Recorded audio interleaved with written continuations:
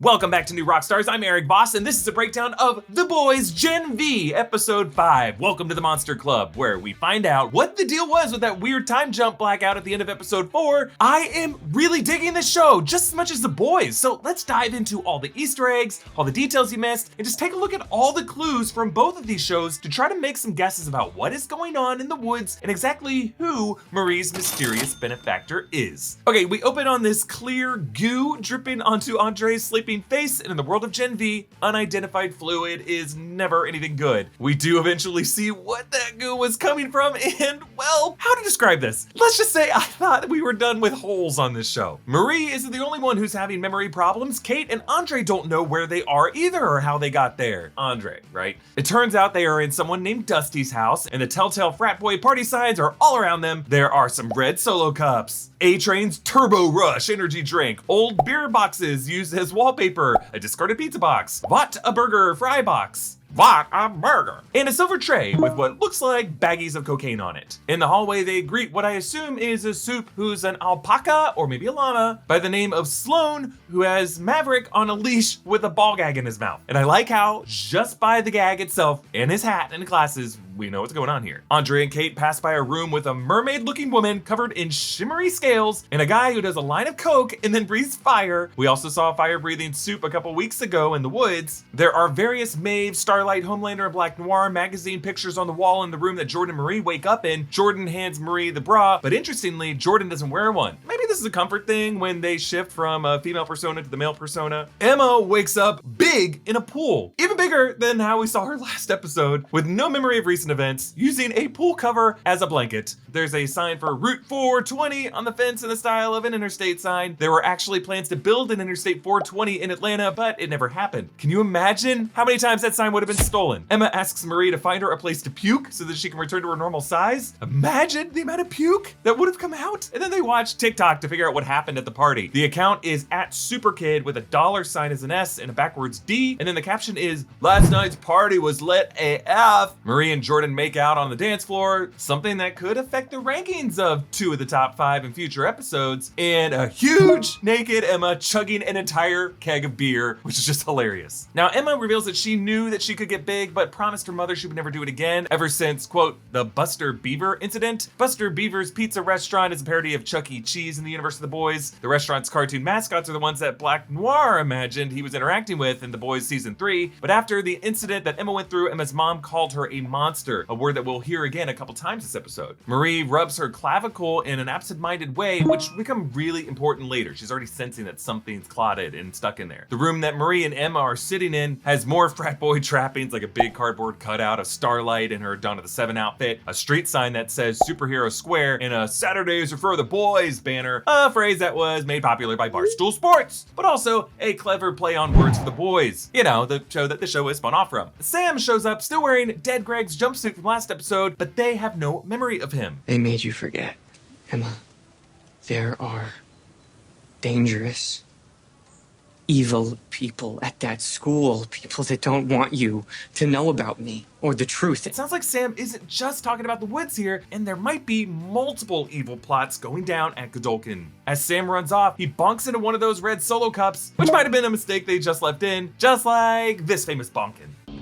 Take over. Emma and Marie walk by these banners, one that reads, "Beer time, it's 5 o'clock somewhere," and another for translucent vodka, "They'll never see it coming." We learn more about Marie's powers. That guy had literal blood under his fingernails, and it wasn't his. God, your powers are bonkers. Wait, when am I gonna get my period again? Holy Emma. What? I lost track. You're insane. I mean, next Friday, though. We keep learning about Marie's unique power set, setting up Dr. Cardosa's statement about her abilities later. The others tell Marie that they also can't remember the past few days, and she tells them about Sam showing up, and notice that Cate does not immediately tell the others that Sam is the name of Luke's brother. Just a little hint early on this episode that, you know, something's up with her. She's not what she says she is. We meet a new student, the party host, Dusty, a supe who looks like a kid but is really the age 28, which is also really funny because you're 28. You're just one of those guys who stays in the college town and continues hosting parties for people who are like, you know, right on the edge of people you should be hanging out with, but physically he's on the bottom side of that, looking like a kid. So yeah, it's gotta suck when he's trying to buy beer, but also might be a nod to the character Sprite from Eternals. Other than that, we don't really know what his powers are yet, but we did see another scene with him in a trailer for Gen V, so he'll definitely be back on the show. Oh, one-shot energy, huh? I think I'll try it. Whoa! Oh, yeah.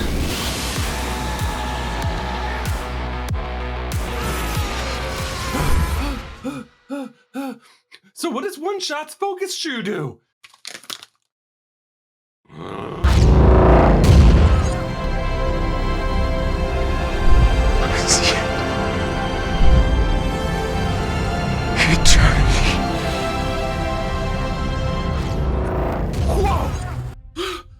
So one shot really is all you need. Begin your transformation with one shot energy today by going to oneshotenergy.com/newrockstars for 10% off your order. Cate shifts the blame for their memory issues onto Rufus, who did recently roofie Marie with his powers, so the others obviously don't question this. But Dr. Cardosa tells Dean Shetty that he's done dealing with Sam, you know, since Sam tried to murder him in front of his family last episode, and he expresses concern about what Marie and the others know. But Shetty tells him that they've been, quote, handled, and we get this interesting exchange. I am this f***ing close to perfecting the virus, a viable way to control them for good.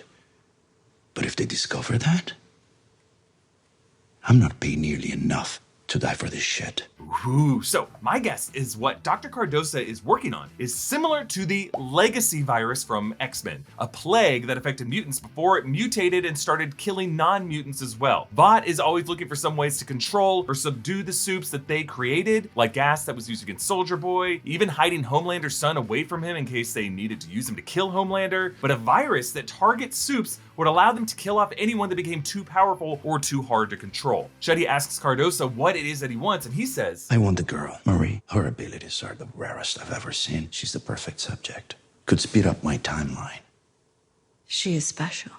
But no, she has a benefactor, and because of that, she's strictly off limits. Another mystery. So who is this mysterious benefactor? And what does Cardosa mean about Marie being the perfect subject? I have theories about who both Marie's benefactor is and what Cardosa means by this, and I'm gonna get to those a little bit later. So after her big night, Emma has a slew of new fans, including this guy who tells her that she has big soup energy. We actually see him in the trailer using his ice breath power to create a luge in a dorm hallway. So this guy's coming back. We see Jordan also scratching their collarbone when talking to Marie, and they spot Rufus talking with Dean Shetty. Marie says that she doesn't trust Dean Shetty, so clearly she remembers some stuff from the last few days, even if it's just a feeling of unease around that shady Dean. She hasn't lost her edge from her time at the Red River Institute, and it's good to let the audience know that she's not falling for Shetty's attempts to gain her trust. Rufus bolts when he sees Jordan and Marie and pays Benny $20 to take his shape. Benny has powers like Doppelganger in The Boys, who we last saw getting their neck snapped by Homelander. Like Doppelganger, Benny can't replicate clothes. He's wearing a different outfit than Rufus was, and they should have caught that. Benny shouts at Jordan that he's allowed to take someone's shape when he has permission, highlighting again the theme of powers and consent. You know, I could take my glove off and make you.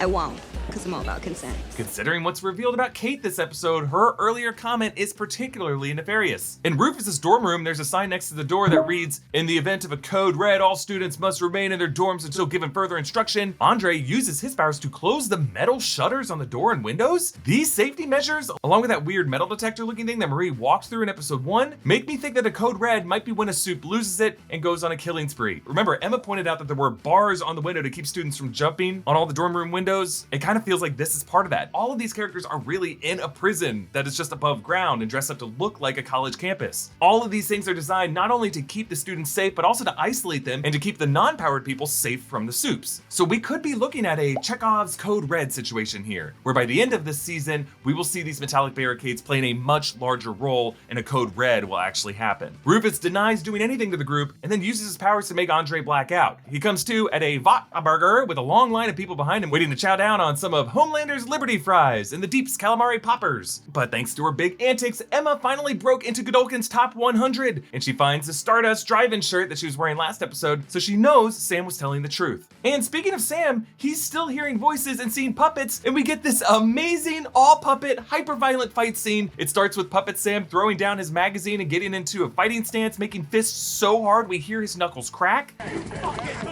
Which reminds me of this Bruce Lee moment in Way of the Dragon. It's also kind of like the Neo Agent Smith subway fight in The Matrix. But Sam punches this first guy who's holding a gun, and sparkly red confetti bursts out in place of blood. Then he rips the second guy's arms off, and little X's appear on his eyes right before Sam tears his head off. Two more guys shoot at Sam, and then the bullets are just pieces of popcorn. Sam is unfazed by the shots, so he must be bulletproof like Soldier Boy or Homelander. He punches one guy to death before tearing off the last guy's arm, bending it in half, and then shoving it in the guy's mouth. Then he rips one guy's spine out before snapping another guy's head around and ripping out his brain. And the guy who's rappelling down from the helicopter swings towards Sam, who completely rips the lower half of his body off. And then the last puppet begs for his life. I have a single dad with two daughters.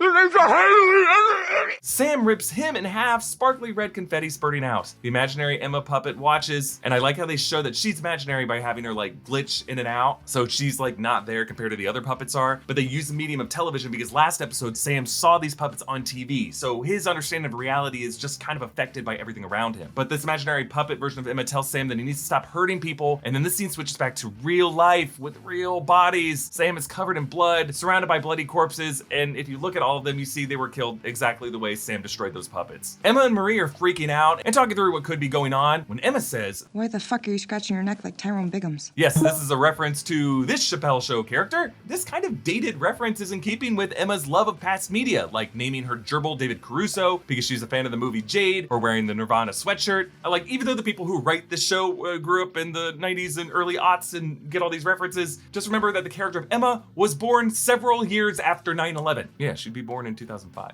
Marie uses her powers to sense that there's blood clotted near her neck and then rips the tracker out. This is similar to the tracker that Vought put in the members of the Seven to keep tabs on them. Unfortunately, the first person Marie tells about all this is Cate, and we get the big reveal. Cate has been the one making everyone forget. In episode 4, Tech Knight told Cate that she was one of the most powerful heroes on campus, and she's really proving them right here. She managed to mind wipe Emma and 3 of the supes in the top 10. And here you can see her eye starts bleeding after she pushes Marie, so who knows how she managed to do that to 4 people without her head turning into bloody mush. We get a little reference to Get Out with Dean Shetty stirring her tea while listening to Cate talk about how she doesn't want to keep doing this to her friends. Shetty pulls some parental style manipulation. All I've ever asked is that you try. Use your gift for good no matter how hard it gets. Because you're the only one who can keep your friends safe.